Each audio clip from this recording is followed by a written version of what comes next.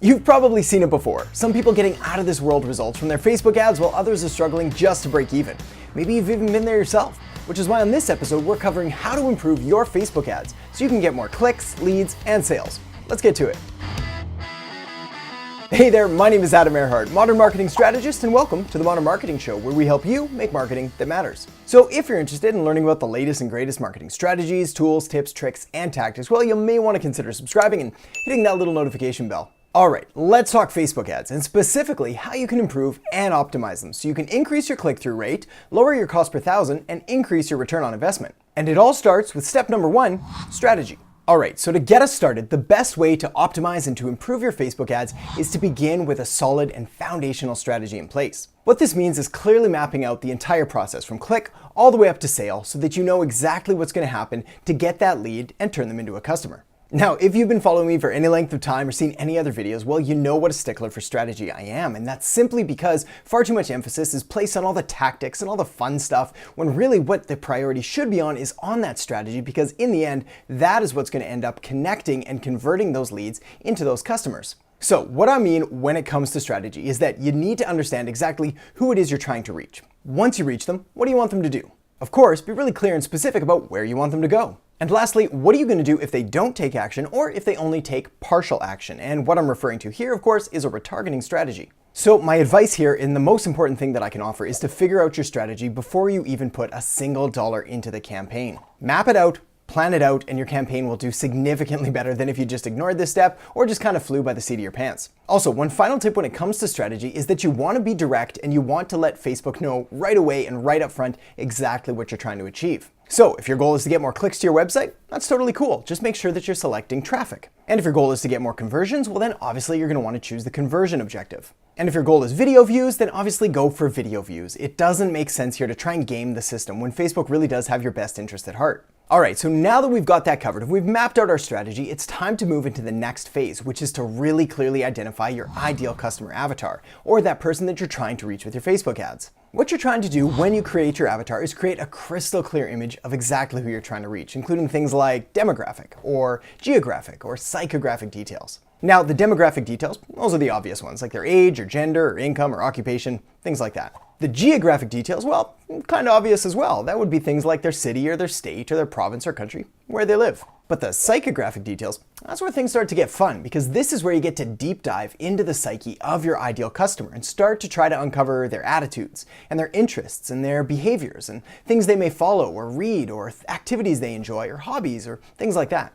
Now, the beauty of spending the time and really fleshing out this ideal customer avatar is that your targeting is going to become so much more effective. Your costs are going to decrease, and your click-through rates and your return on investment will have no other choice than to increase, simply because you're going to be able to get in front of more of the right people for far less money. Alright, moving right along. The next step is the offer. Now, when it comes to the offer, this part is actually going to sound pretty simple, but you'd be amazed how many people get this wrong. So when you're making your offer, when you're creating your Facebook ad, make sure that what you're offering is something the people actually want. Not something you think is cool, not something you think they think is cool, but something they actually want. So how do you figure out what they want? Well, if you've been in business for any length of time, you probably already know what services or products you sell that resonate best with your customers. But also, don't be afraid to ask. After all, business is a conversation, and it is okay to survey your clients or to give them a call and simply have a chat and figure out what their needs are, what problems they have, and how you're best equipped to solve them. Now, the beauty of Facebook ads, of course, compared to all sorts of other traditional media, is that if the audience isn't resonating with your offer, well, you're gonna find out pretty quick, because they're simply not gonna be clicking and not gonna be taking action on any of your ads.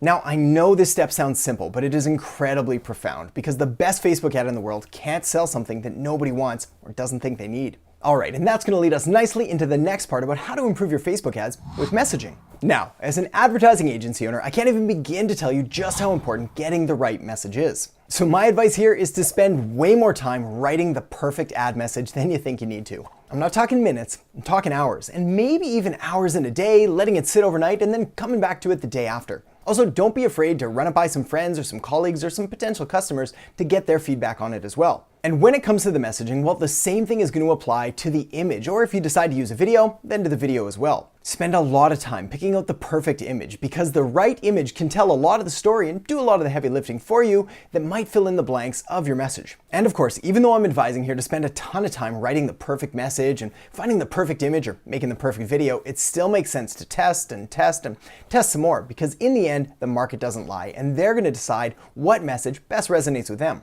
And like I mentioned before, the beauty of Facebook ads is that you're able to get feedback really quick. So start looking for leading indicators on your Facebook message and image and the whole ad combination. Things like likes or comments or shares or any feedback you're getting like that. This will help to guide you in the right direction and make sure that the message that you put out there is the right one for the audience. All right, so we've made it through the really important and bulky stuff, the stuff that's really going to help to improve your Facebook ads. Well, you've made it this far, so now it's time for some of the fun stuff, the tactics. Now, the reason we waited right to the end to get to the tactics is because none of these matter if you don't get all the previous steps right. So spend the vast majority of your time, probably 80% of your time, dedicated to the previous steps that we talked about, and then focus this last 20% of your time on the things here. Things like placements, whether you're going to test the desktop newsfeed or mobile newsfeed or Instagram or Messenger ads, testing different conversion objectives like traffic or conversion or video views or engagement, testing different bidding options like automatic or manual. Obviously, you're going to want to leverage all of the audiences that Facebook makes available to you, including custom audiences and lookalike audiences,